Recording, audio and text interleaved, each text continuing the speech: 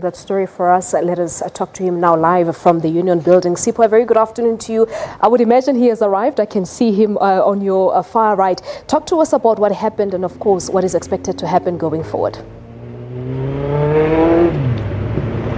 Well, good afternoon to you and our viewers at home. Well, quite frankly, he has not yet arrived at the Union Buildings. We are still on the way towards there. They are here on Old Pretoria Road, just outside Centurion. So they are still on the way to the Union Buildings. He's still busy with his trek here. And you'll remember that he left very early in the morning in Johannesburg, and he has insisted on walking right through this. And let's talk to the man himself.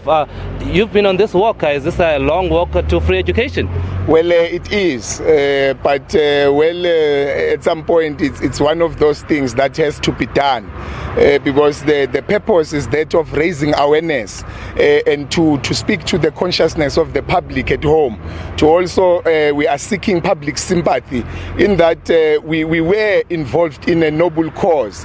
In as much as we are not proud of the actions that might have taken part during the protest, but it was a political engagement and there were political tensions on the ground. So we are saying to the president, speaking to his heart, firstly as a parent, to say, can he exercise his constitutional powers enshrined in the constitution and grant amnesty and pardon the fees must fall activists. All right.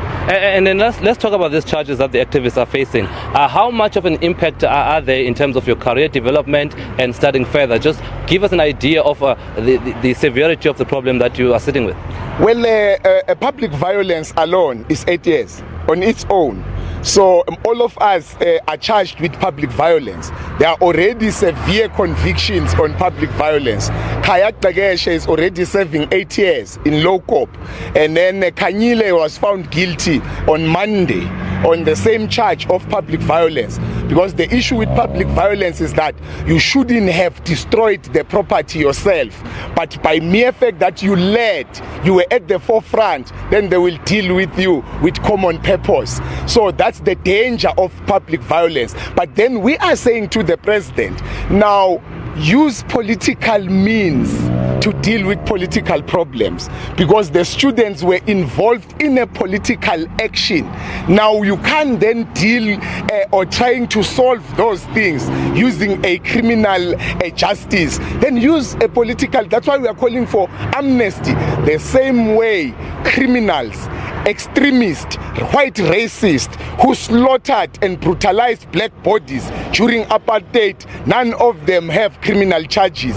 They were given amnesty through the TRC because they were saying what they were doing was politically motivated.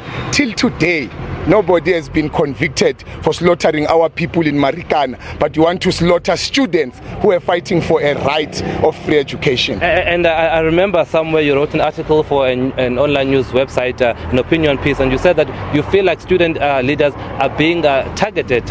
It's an attempt to suppress you as leaders. Can you elaborate on that point?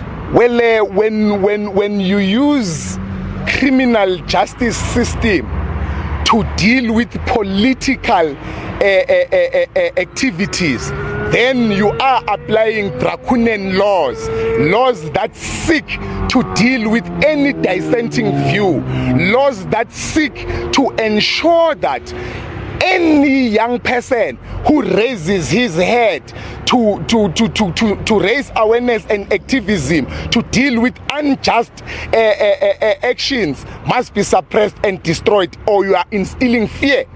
These prosecutions are instilling fear on young people, and we are defying and now let's just talk about the fact that the Department of Education has said over $1 billion in property damages. So shouldn't there be accountability on the part of students over the damage to properties? I know Wits University, their lab was caught. So there has been some violent actions on the part of students. So how do you then take accountability for that? Well, like I said at the beginning, we don't condone violence. And the violent acts themselves took part under a political cloud. Why are the students not vandalizing those buildings now as we speak? It's because there is no political tension. Because if they were to do it now, what will be the motive? First of all, you question the motive behind the actions. Now, when you are saying to us that billions of properties were destroyed, how will an 8 years sentence bring back that building? What if you take that child to jail? You are not rehabilitating, because the purpose here is that of rehabilitating and conscientizing young people. You are not conscientizing them, but you are destroying them. You are going to increase the number of Nyaope and Wunga people and people who are moving haste left, right and center. Deal with these young people, at least give them community service so that they go and preach non-violence to those universities. That's what we are talking. We are talking to consciousness of people who were involved in a liberation struggle.